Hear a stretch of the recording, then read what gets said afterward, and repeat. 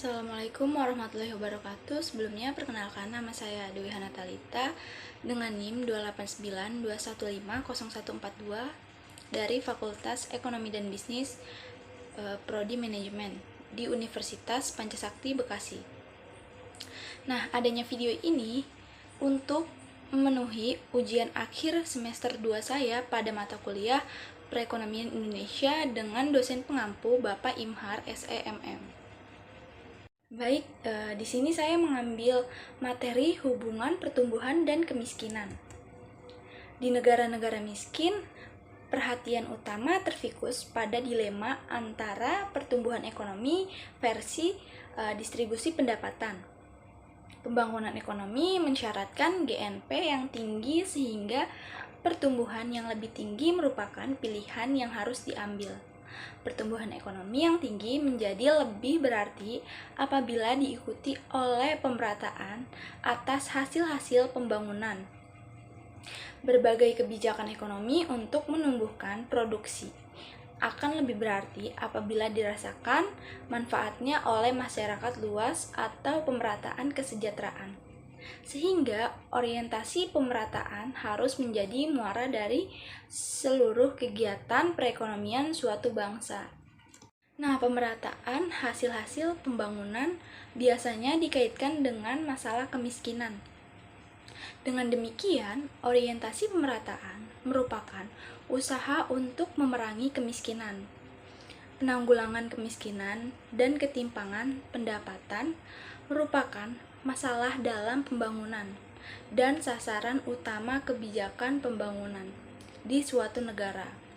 Secara logika, jurang pemisah atau GAP yang semakin lebar antara kelompok penduduk kaya dan miskin berarti kemiskinan semakin meluas dan sebaliknya. Persoalan pemerataan dan kemiskinan pada akhirnya indikator pemerataan merupakan evaluasi tahap akhir keberhasilan pembangunan. Slide selanjutnya pendapatan ahli tentang ukuran garis kemiskinan di Indonesia. Perkiraan tentang garis kemiskinan dengan beberapa pendekatan, misalnya kebutuhan minimum atau kebutuhan dasar. Perkiraan garis kemiskinan di Indonesia telah banyak dilakukan oleh para ahli seperti Esmara, Sayogya, Bot, dan sebagainya. Dalam konsep kemiskinan mutlak, garis kemiskinan merupakan pembatas antara keadaan miskin dan tidak miskin. Sedangkan dalam konsep kemiskinan relatif, pendapatan yang sudah di atas garis kemiskinan namun masih jauh lebih rendah kondisinya dibandingkan keadaan masyarakat sekitar, maka orang atau keluarga tersebut masih berada dalam keadaan miskin. Tingkat kemiskinan dan garis kemiskinan.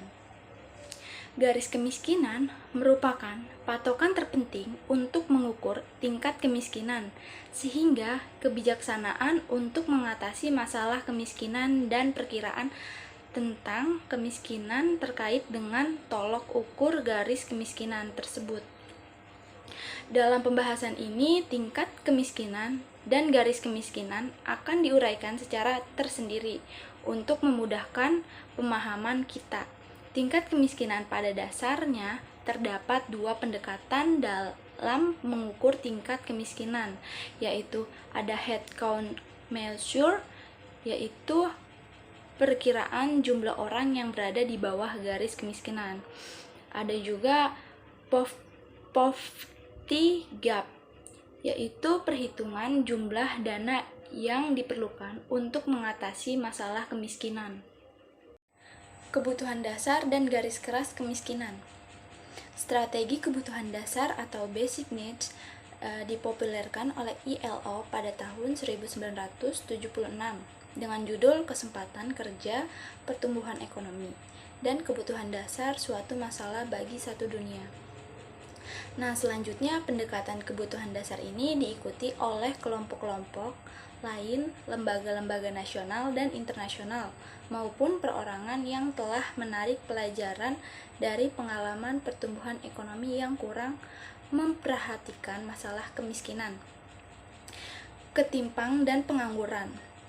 Strategi kebutuhan dasar memang memberi tekanan pada pendekatan langsung yang bukan cara tidak langsung seperti trickle-down effect dari pertumbuhan ekonomi yang tinggi. Kesulitan umum dalam penentuan indikator pertumbuhan dasar adalah standar atau kriteria yang subjektif karena dipengaruhi oleh adat, budaya daerah, dan kelompok sosial.